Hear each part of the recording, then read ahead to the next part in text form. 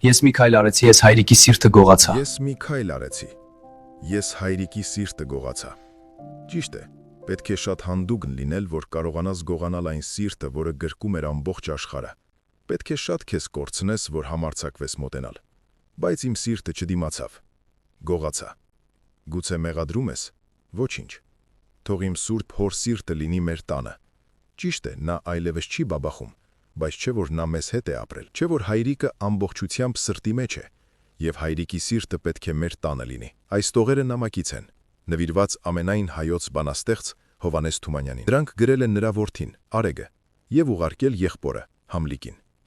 Հովհաննես Թումանյանը երկարատև հիվանդությունից հետո մահանում է Մոսկվայում 1923 թվականին։ Ապրիլի 15-ին Թիֆլիսում Խոջի վանքի գերեզմանատանը տեղի է ունենում Հովհաննես Թումանյանի հուղարկավորությունը, սակայն բանաստեղծին հողին են հանձնում առանց սրտի։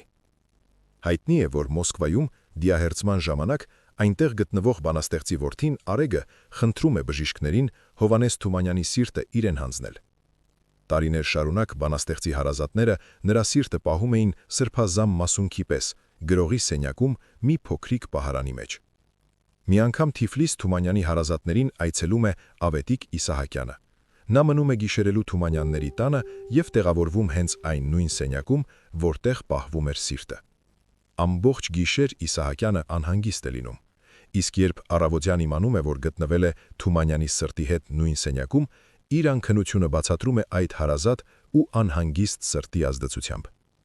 Դեպքից հետո, ըստ որոշ աղբյուրների, հենց Իսահակյանն է համոզում հարազատներին ամենայն հայոց բանաստեղծի սիրտը տեղափոխել Երևան։ 1994 թվականին Հովհաննես Թումանյանի սիրտը հողին է հանձնվում Դսեղում, հայրենի տան բակում, հատուկ այդ առիթով կառուցված հուշարձանի հարևանությամբ։